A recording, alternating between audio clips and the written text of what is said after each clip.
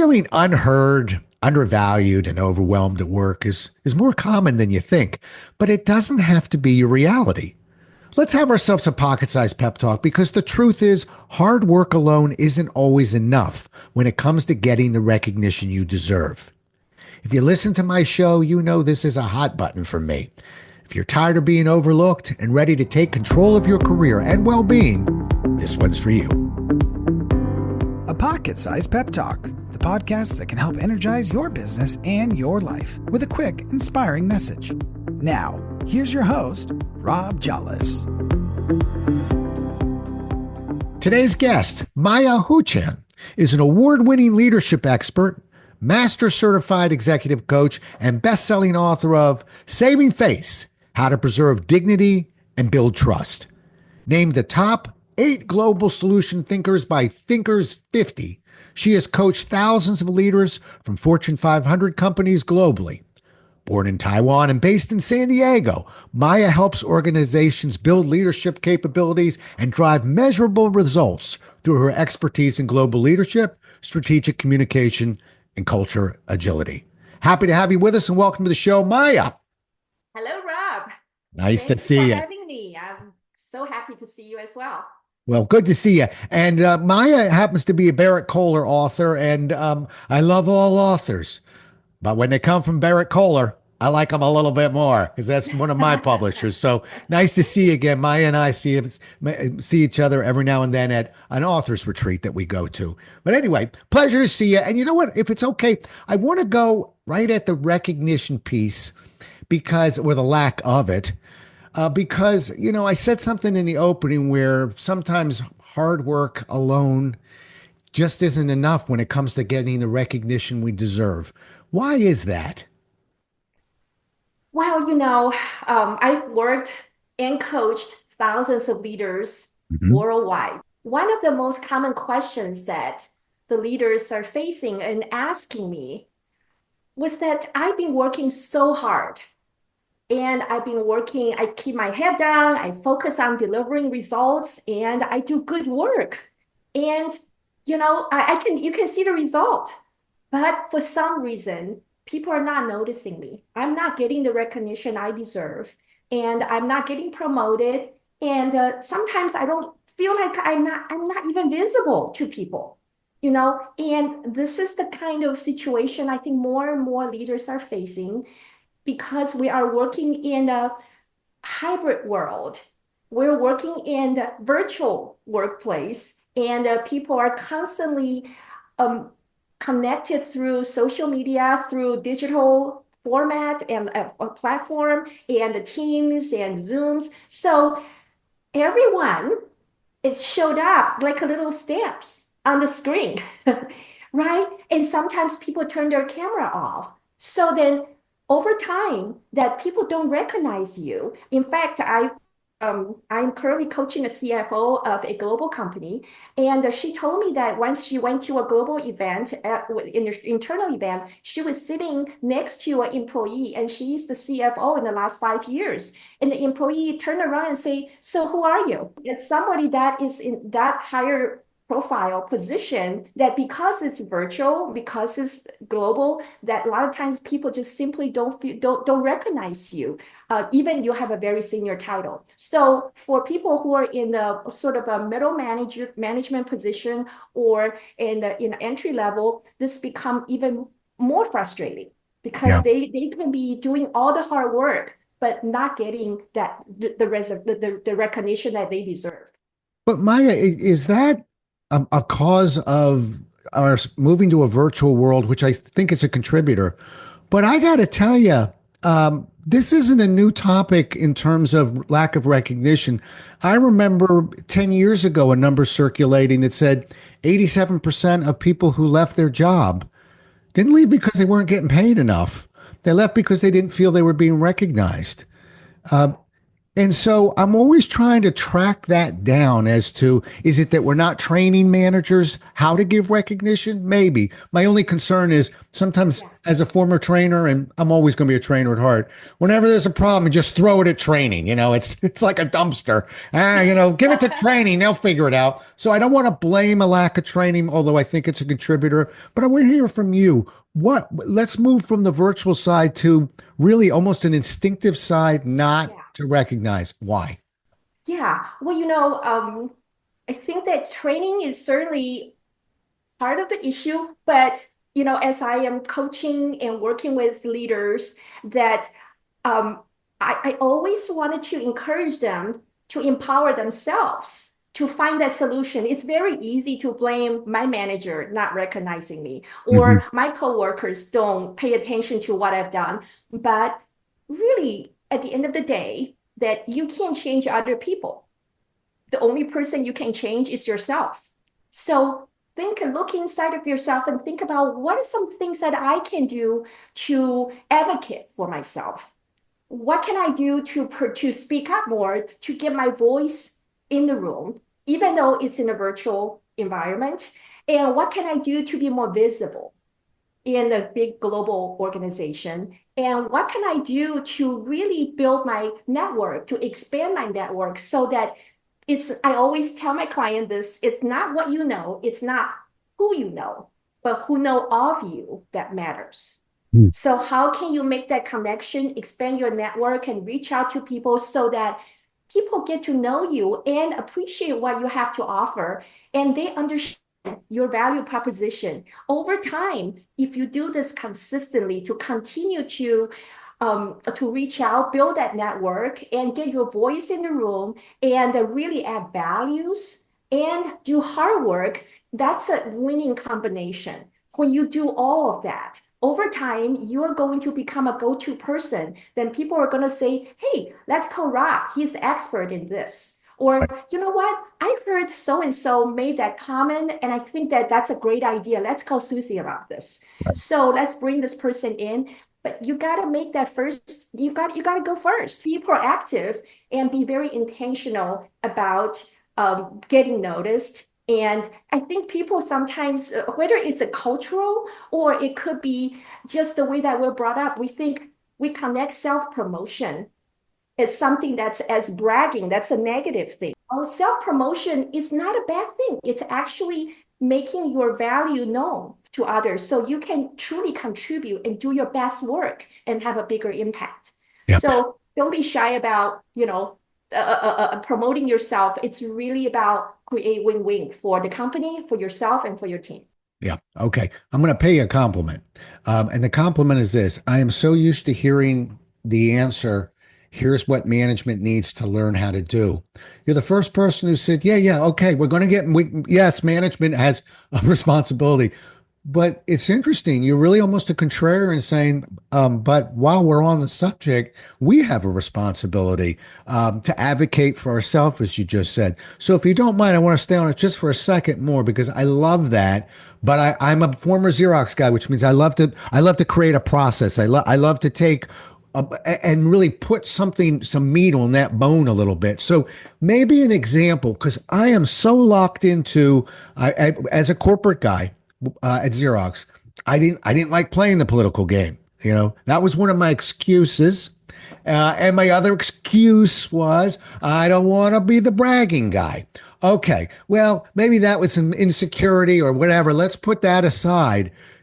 Give me some examples of things that you think wouldn't necessarily, for those who are listening and say, I'm following her, that's a really interesting point. I guess I should be an advocate. What are some specific things that we could do to advocate for ourselves? Okay, very good question. First of all, um, don't be shy about taking credit for what you've done and what you have accomplished. Okay. And I have worked with so many leaders that they were servant leaders, which is wonderful. But then they take it to the extreme that they don't take credit for anything. They would put their team up on the stage and present, and they would give credit to all the other team members. And they just basically work behind the scene So after a while, they're wondering why am I not getting promoted? And then when we dig a little bit deeper and we start getting 360 feedback, we heard from the senior executives or the leader's boss's boss. They said, well, we don't know what she had done. We don't know what he had accomplished. He seemed to be always behind the scene. We don't even hear directly from this leader. So how do we know that this person is really leading? Okay, so I think that's the first thing is that how do we self-advocate? To answer your question, Robinson, the first thing is that don't be shy about taking credit, not to take credit from other people, but own it. Don't be shy about owning that. And you can give credit to other people, but then you need to be part of that team as well. So people can really truly see that. And the second thing is to set boundaries. Think that one of the my client had this issue that he got promoted very quickly, but when he was starting out at the company, his boss, he was the intern for his current boss, which is senior VP. And but over the years that he keep getting promoted, and the senior VP still comes to him and say, can you fix this PowerPoint for me? Can you go and run some copies for me? Even though now this person is a VP already. And so it's very hard for this person to say no to his boss because he's still, this kind of dynamic is still there. So, but then what's the problem with that is that other people start to see, oh, wait a minute, you're a VP, why are you making copies? You're a VP, why are you fixing those PowerPoint slides or changing or putting fixing the grammar for your old boss, right? And then so people are having this perception about this person not really being a leader. And so I think the perception equals reality. When people over time, they may think, oh, I don't mind. That's okay. That's easy for me to do. But you have to, when you work in the ecosystem of a corporate environment, it's not just what you mind or don't mind. It's really about how other people perceive you and what is your leadership brand. So those are some of the things that, coming to, we talk about leadership brand. Everybody has a brand, whether you like it or not, whether you intentionally build that brand or somebody else will give it to you, right? And so we don't always know what our brand is like until we get those feedback. And it's like, oh, that's how other people see me. And so sometimes that can really hold you back. And so be very intentional about what your brand is. So back to how do you self-advocate, right? Be very much aware of those kind of blind spots that can actually hold you back. Got it. Good.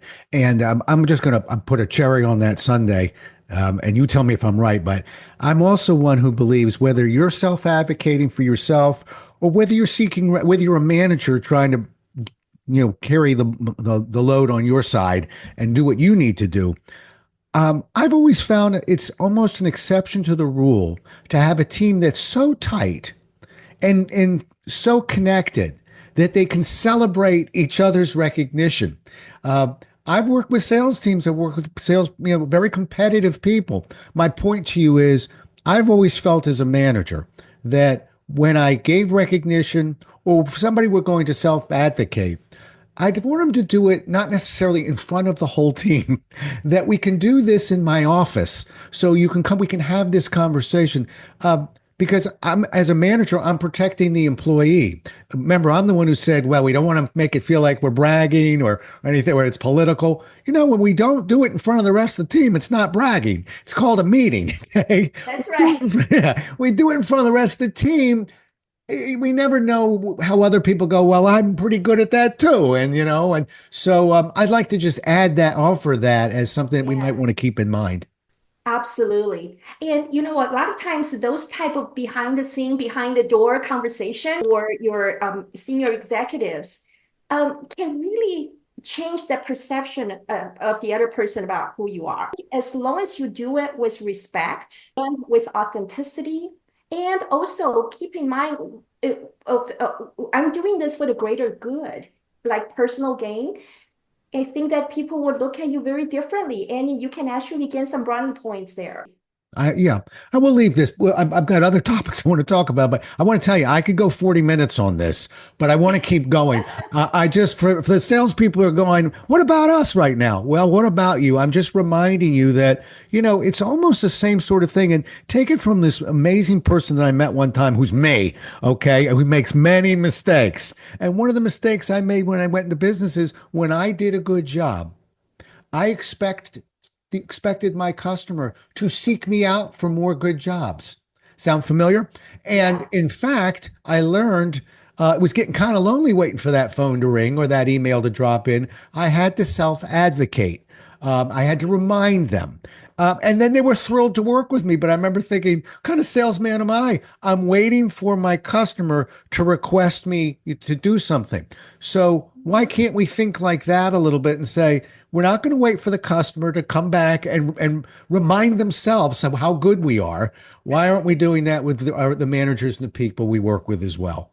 Right? Right, right. Yeah, and Rob, I think a lot of times that we assume that people are going to remember or they're going to pay attention, but everybody is busy. They have so much on their plate. Yeah. And so I think being proactive and reach out and touch base, and then Yeah. to not only develop that kind of relationship, but maintaining that connection is so important.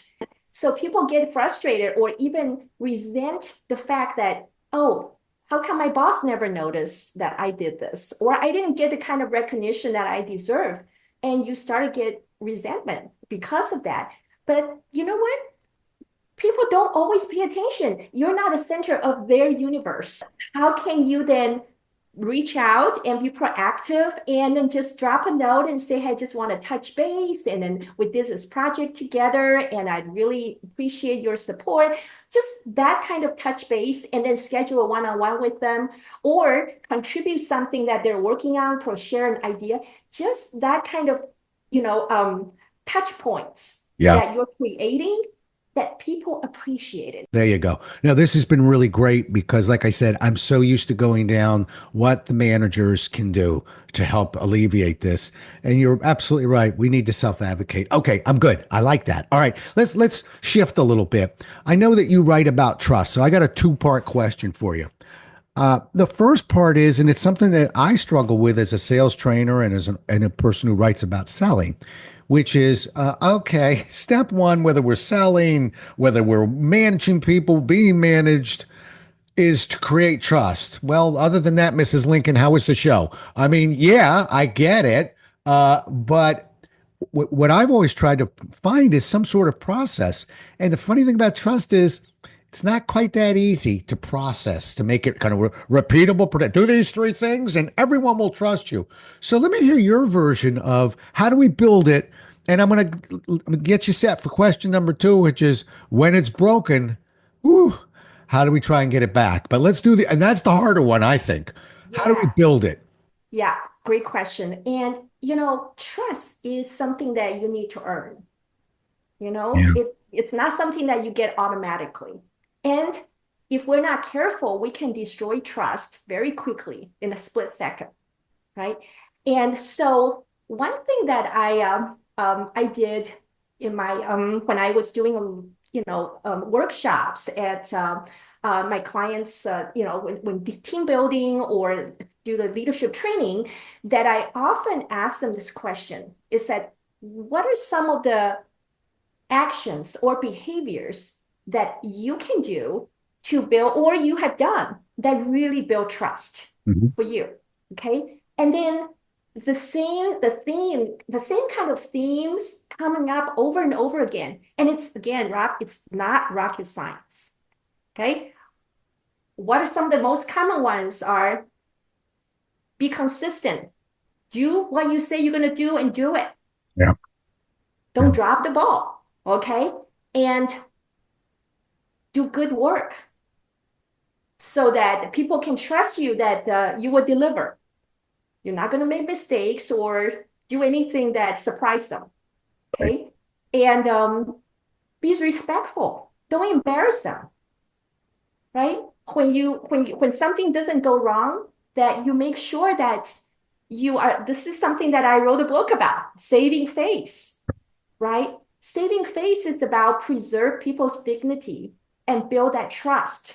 Because when everybody makes mistakes, okay?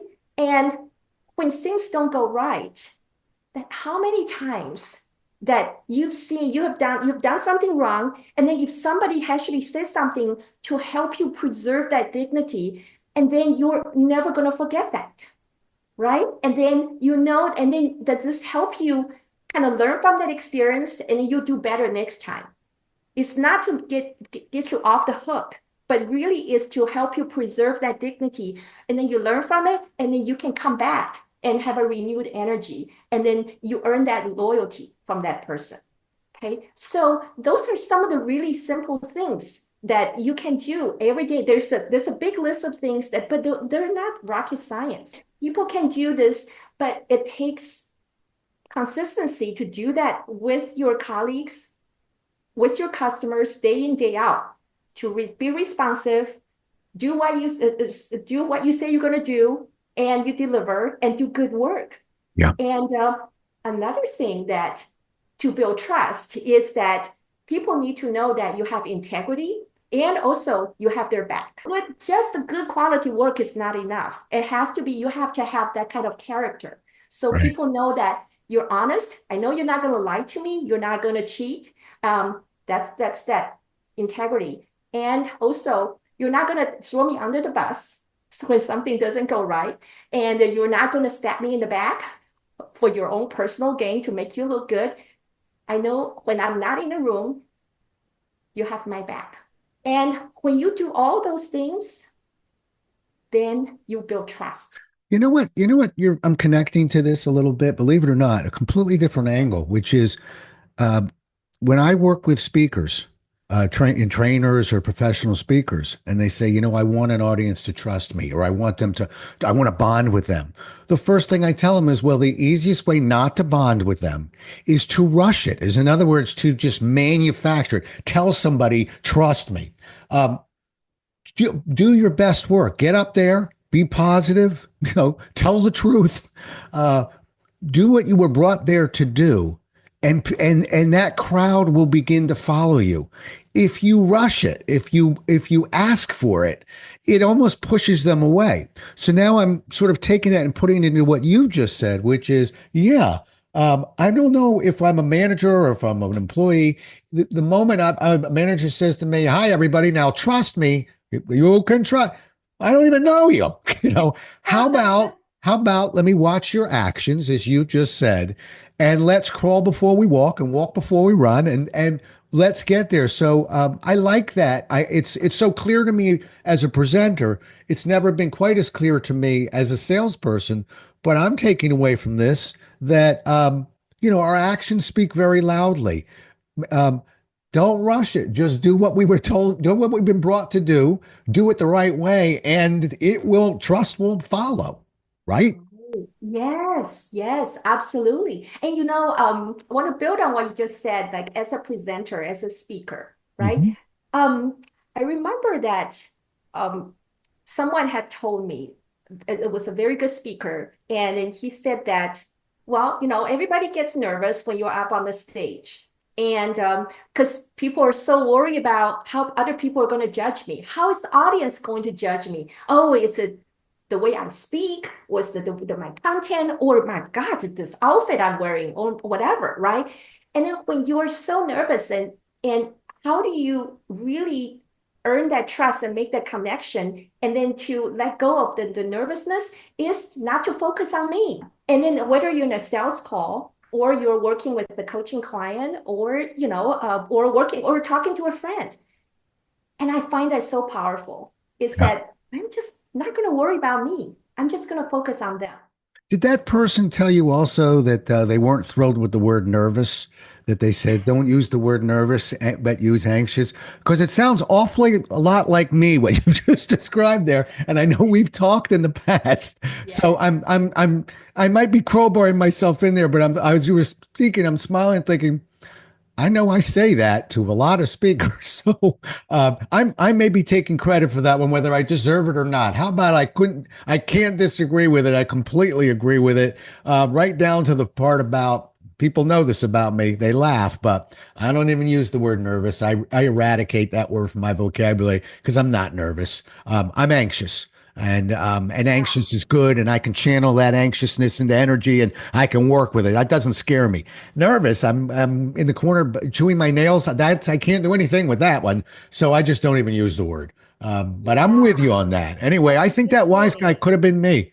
Yeah. Well, Rob, I've seen you present multiple Okay, times, yeah. and you are the pro, right? Well, You're the pro. I wasn't crowbarring myself in, I promise, but I am smiling, thinking, I know we've talked about this. So, but all right, Yes. let me get out of jail because I'm really coming off a little bit too arrogant right now, and I don't want to be. This is about you. Let's keep talking about you. How about when trust is broken? I think that one is much more difficult. Um, because now what do we do? So I'm giving you the floor on that one. Well, it's very hard to repair once Hmm. the trust is broken. Yeah. Okay. Uh, so my advice would be that first is to think about, look in the mirror and ask yourself that, is there something that I could do to really repair this? Mhm. Okay. And take that responsibility, own up to it. Okay. And then could be that, it's a mutual responsibility that the trust was broken. But you're certainly part of the situation, part of, you need to own up to what you need to do. So look in the mirror and then say, well, I'm going to apologize for the part that I could have done differently. Right. And then so reach out. And I know this is very hard, especially when there's an ego involved, Hmm. right? And so how do you really own up to that and then take that responsibility and then admit that this is something that you're responsible for and then you're going to do differently. And when you reach out to that person and then take that step forward, and a lot of times that people would look around and say, oh, you know what? Yeah, I'm responsible for this too, and let's work it out. Let's move forward with it. Right. Okay. So it doesn't mean that you can repair that trust just with that one conversation. But then you have to go back and then say, okay, well, I'm going to start over and then be consistent again and do what I said I'm going to do. And then I'm not going to make the same mistake again, like what I did before. Right. Okay. And so think about how can you do that with the people at work or even with your family members, even with your kids. That what are some of the things that I can do to really make things better? How can I rebuild that trust? Yeah. And it's not an easy thing to do, but sometimes we may not be able to actually repair it Yeah. if it's far out, right? It's gone. But I think a lot of times that when we're willing to really let the ego put that aside and then really reflect on that and take that personal responsibility, I think that things more likely to get better. Yeah. I'm gonna try something out on you. You tell me how you like it, because sometimes there's process behaviors that don't quite fit. But I'm going to give you a thought on this.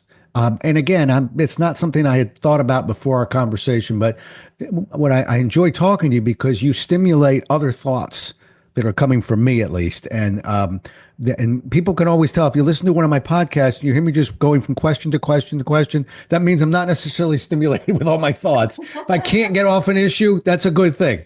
Okay, so here's the issue, the piece. Um, I particularly am not a fan of the word "I'm sorry." Love it with my wife, with my children, with my close friends. It's a very personal thing. If I thought it would work in business, I'd use it more often. But usually, people react. It can come off a little hollow. I'm sorry. Now I'm overacting, but so Right. here's the words I've substituted. I want to try them out on you. Yeah. The words that we use, and we use it when we disappoint a client, for instance, is um, we have to demonstrate that we're listening to them. I'm not ready to fix it. I'm not ready to. I have to tell you, I hear you. So the words that I've always learned were, I can understand your frustration. Or for this matter, I can understand why you feel the way you do. That's step one. Step two is tell them, you trusted me with X decision. You put that in my hands and I told you it'd be done. And in fact, it was not done. Now, what I'm doing right now, first, I'm trying to let a little air out of the balloon by saying, I can understand the way you feel. That beats, you're not right, or let me tell you what I can do about this. That's not the time. We have to listen and acknowledge. So I hear you and I understand why you feel that way. And quite frankly, this is what happened and it was wrong, which opens the door for number three as to where we can go from here, which is what I'd like to offer or something. But I've always loved that acknowledgement stage of telling somebody, you have the right to feel that way. You know, I think our instinct is a little bit different. Our instinct can be defensive, or I understand you feel that way, but you said Tuesday and I thought it was Thursday. No, this is not the time for Tuesday and Thursday conversation. It's the time to say, I can understand. And here's what happened, and it was wrong. Now let's figure it and then begin to move. What do you think of that? Yeah, I like that. And I think that, if we simply say, I'm sorry, so that acknowledgement is really important. And I think that to really listen to their perspective. And then, because sometimes that we've done or said something that unintentionally hurt somebody. Mhm. And, or hopefully it's not intentional, right? And we want to hear, how does that land with you? And if that's something that's really that's very offensive or that hurt your feeling, and you wanted to understand their perspective, and then you acknowledge that. So I think that to be able to acknowledge and find a way to kind of be on this common ground, then let's move forward with that. That's a really good way to do it in a way that you're actually being proactive, and then you also move things forward into a resolution rather than sort of just saying, oh, gee, I'm sorry. Now let's go. Yeah. That doesn't feel right to me. Yeah. Right. Well, and we can all, I remember my brother used to come in my room. He's 3 years older and he would be pulling on this and grabbing that. And eventually he would break something and then look at me and with a very dull expression and dull tongue going, sorry. But we knew that but I knew he wasn't sorry. And so that's the point. Yeah, I'm glad you were talking about that because believe it or not, sometimes companies think when we just try and keep being sorry, that it's almost makes it worse because usually it wasn't even us to begin with. It was when it's a company issue, they know that, well, I know you don't handle shipping or whatever. So why are you saying sorry? Did you ship it? Well, not really. So what? So all of a sudden now it's getting worse. To acknowledge it and say, here's what happened wrong. Now it's a little bit more sincere. One other thing, and we'll leave this one, but one other thing I like that you said, I just want to make sure people hear it, which is, sometimes we forget that, we can be a little bit more, have a little more grace to others, meaning, look, if it was intentional or malicious, you use the word intentional. I use the word malicious. Same thing. Mine's a little more aggressive, but intentional or malicious, then you know what? That's going to be a tough one to come back from. But I would argue that 95% of the time it's not intentional and it wasn't malicious. It was wrong. It was sloppy, whatever it was, but it wasn't with malintent. And I'm asking people on the other side of that, have a little bit of grace, unless you've never had an issue yourself that you made a mistake in. So that's why I like being graceful about this from both sides. Right, right. And I think that's a really good point, Rob. Very often that when we're under stress or we're tired or when we're frustrated, we would say things we didn't mean to say, or it just comes out wrong. Later on, we would, in our mind, we know, oops, that I shouldn't have said it that way, or I could have been a little bit more polite or gracious.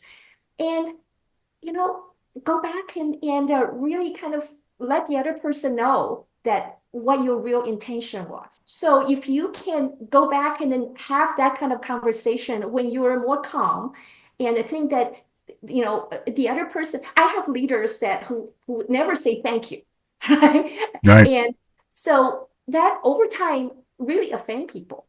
Right. But they didn't mean, this doesn't mean that they were just mean or just a nasty person. Sometimes it's not in their radar screen. And they realize the awareness is half of the game. They're aware of that. And then they started to pay attention. And then things will really turn around.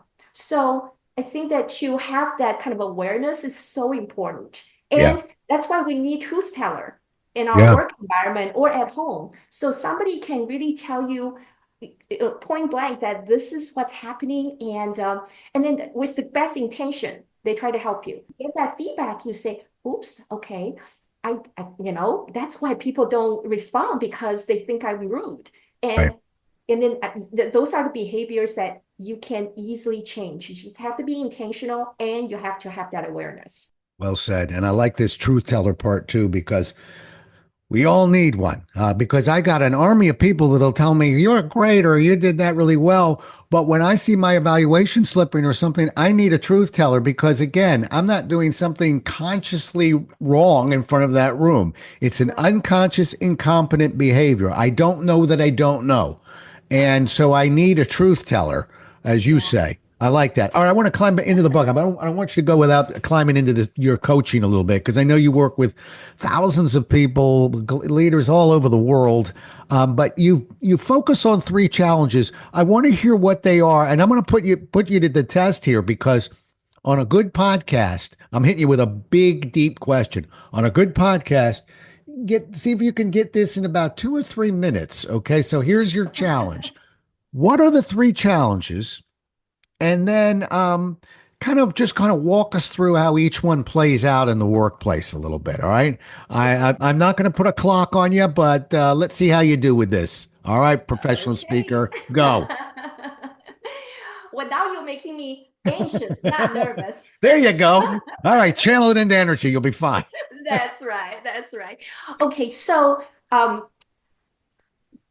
there are 3 primary challenges that leaders are facing. And this is not, I didn't make this up. This is also based on research that 3 top challenges that leaders are facing in today's workplace. Number 1 is influencing.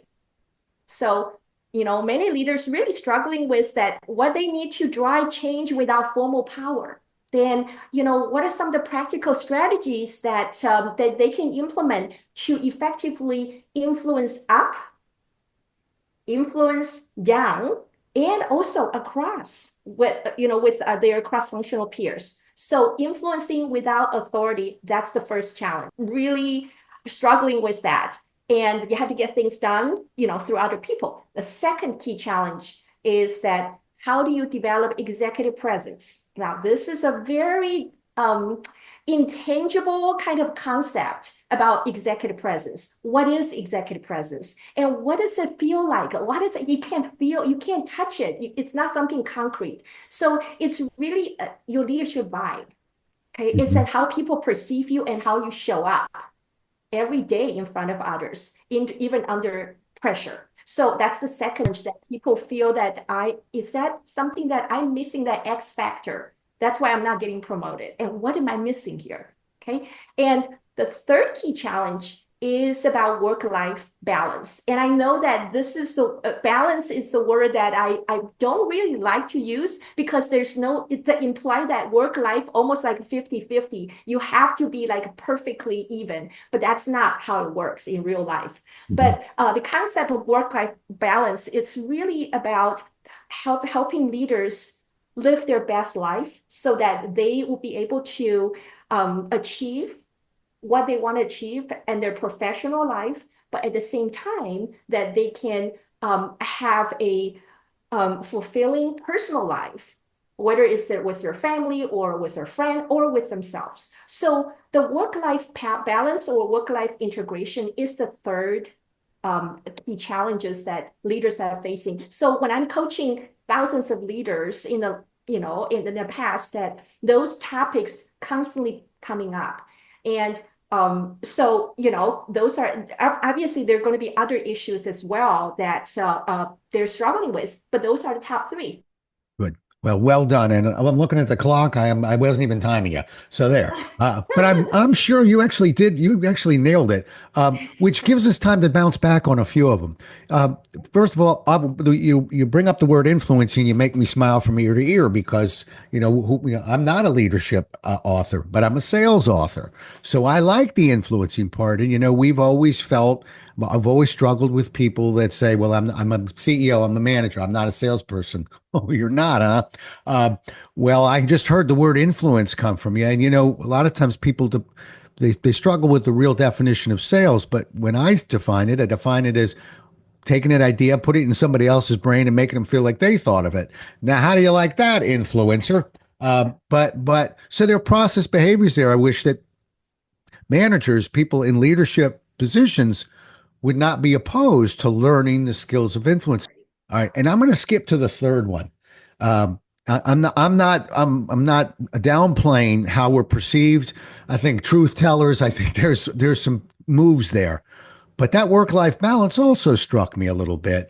And it was interesting. You said, let's not fool ourselves with the word balance. It's maybe work life conscience. Okay, might be the word, but many people, particularly professional speakers, by the way, struggle with that.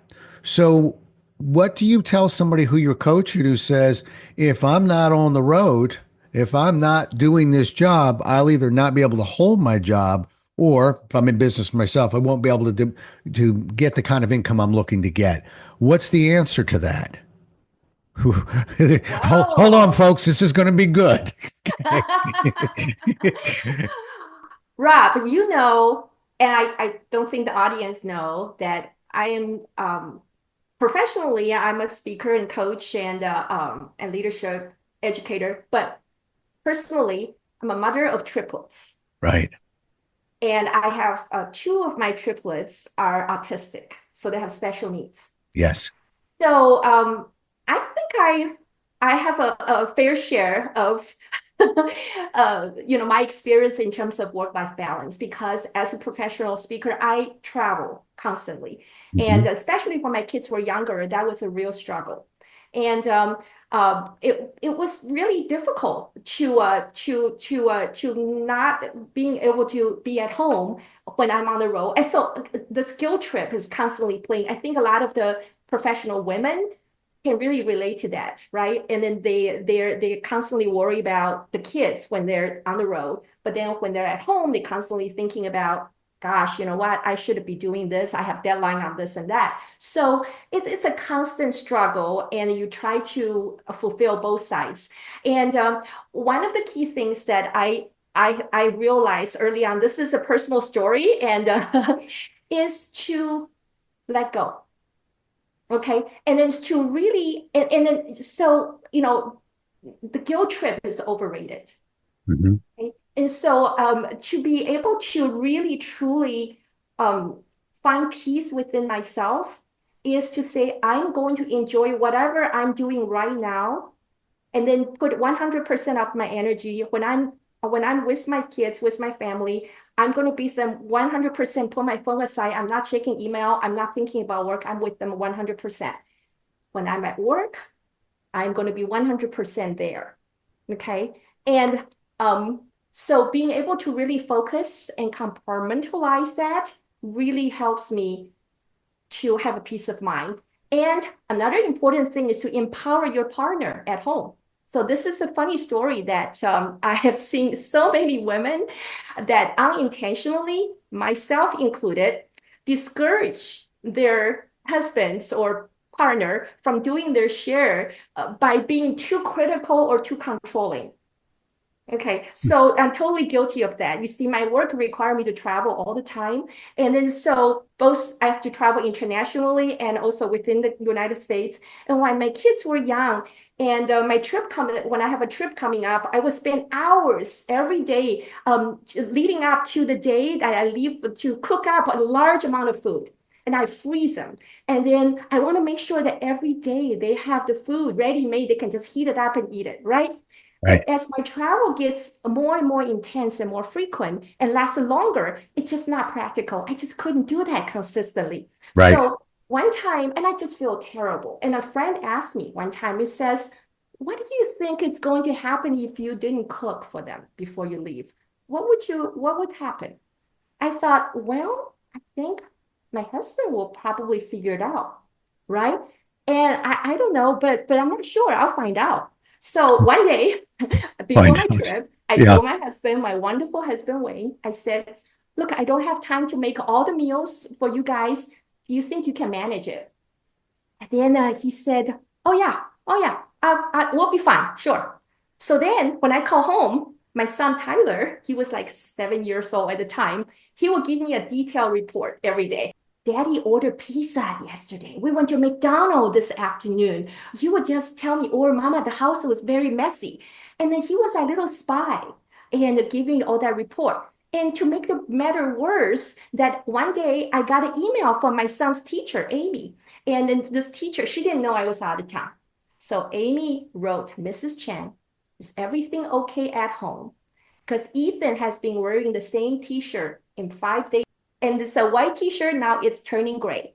Oh my God, this is horrible, right? Of course, I got upset. I got to fix this hundreds miles away. So I called my husband and the conversation did not go well. All right. I was mad. He was defensive and he felt unappreciated. He even got mad at Tyler for spying on him.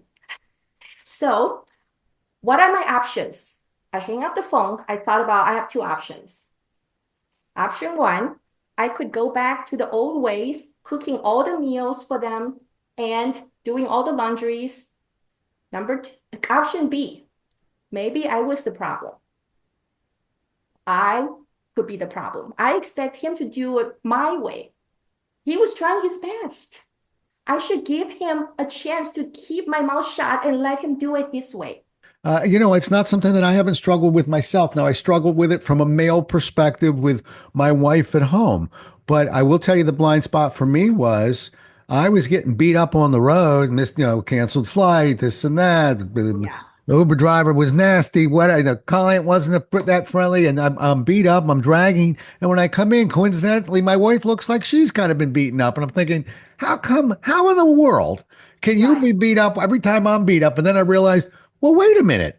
Her work doubled the moment I left the house.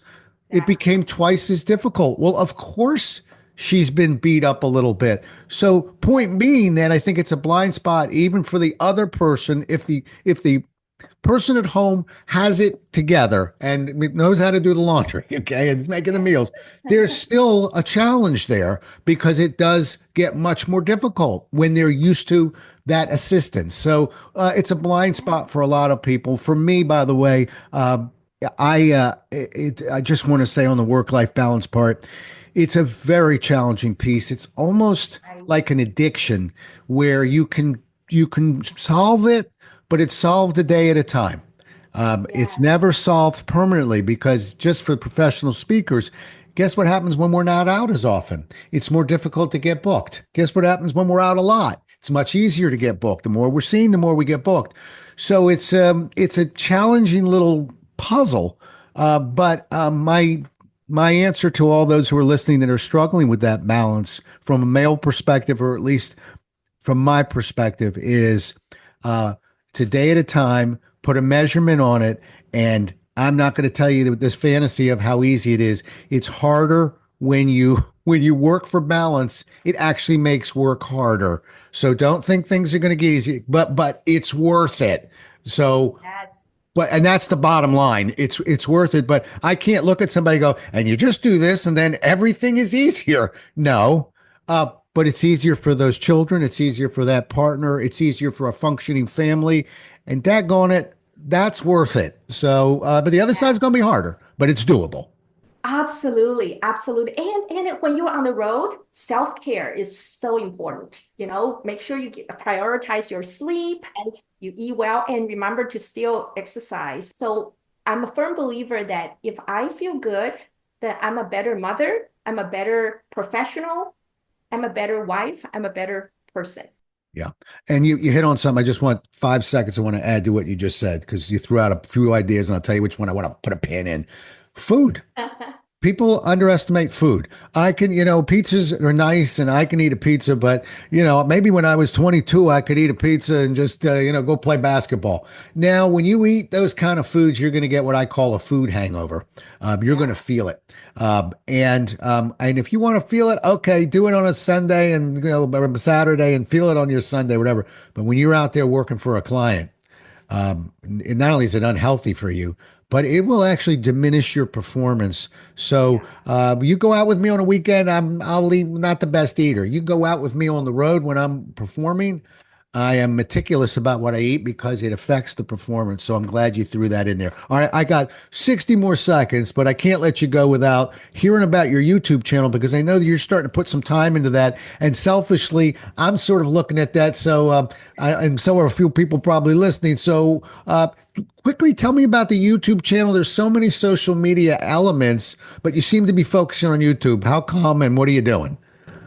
Well, so I have been living my American dream. So from Taiwan, and all these years that I was able to do the work I love, and then really helping leaders be the best leader they can become. But I also discovered that by writing, teaching, and a lot of those things are really get locked away in fancy executive trainings or C-suite executive programs. It's not always easily accessible for emerging leaders, for entrepreneurs. And so I wanted to share, so I have a mission. Started this year, I want to share everything I've learned to help the next generation of leaders to be successful. So think of this channel as my way of giving back and pay it forward. Okay, so I am giving no boring lectures or corporate buzzwords. I just wanted to give real practical advice that people can use every day at work, something practical. Okay. Right. And so I want people to look at me as an experienced friend who's been there, done that, made some mistakes, and then learned it the hard way. And so they don't have to. So I'm focusing on not just YouTube, but there's a YouTube channel there, but it's available in all social media that, video comes out every week. It's very short. Usually it's 30 seconds to 2 minutes. And focusing on one topic, I will give 3 to 5 tips or strategies that people can apply right away. And it's really focusing on career development or leadership and or just living a better life. So that's what I'm passionate about this year. Good. And I'm assuming, because I've seen some of them on LinkedIn, you're putting them on LinkedIn as well? Yes, on LinkedIn as well. Good. All right. So that gives me my last final question, which is an easy one. You'll like this one. How do people get a hold of you? Okay, go to my website. Okay. Website is www.mayahuchan.com. It's my name, mayahuchan.com. Perfect. Okay. I was glad you spelled that out, by the way. Okay. And the book is Saving Face, How to Preserve Dignity and Build Trust. It's a Barrett Kohler book. It's a Barrett Kohler author. That publisher doesn't fool around. If it's got BK on it, it's worth looking at. And now you heard her. So go get that book. And remember, that's only half the job. You get that book, you read it. That's almost the job. And then you put a nice review on it. Now you're done with the job. Okay. So listen.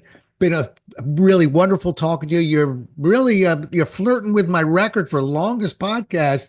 That means you really had me going there. There was just a lot of topics. I really love it because you're really putting a lot of process behaviors behind things. I mean, we can make people feel good and be motivating and inspiring and entertaining, but when you can put content in there as well, as you just did, that's hitting on all cylinders. So I'm really grateful to have finally had you in here, and thanks so much. And I hope to see you at the next retreat. Thank you so much, Rob. What an honor to be with you and to be in your podcast. Thank you so much. I'm grateful. Well, we'll do it again as well as we can next time, everybody. Until then, stay safe. Thanks so much for listening. If you enjoyed today's show, please rate and recommend it on iTunes, Outcast, or wherever you get your podcasts. You can also get more information on this show and Rob at jollis.com.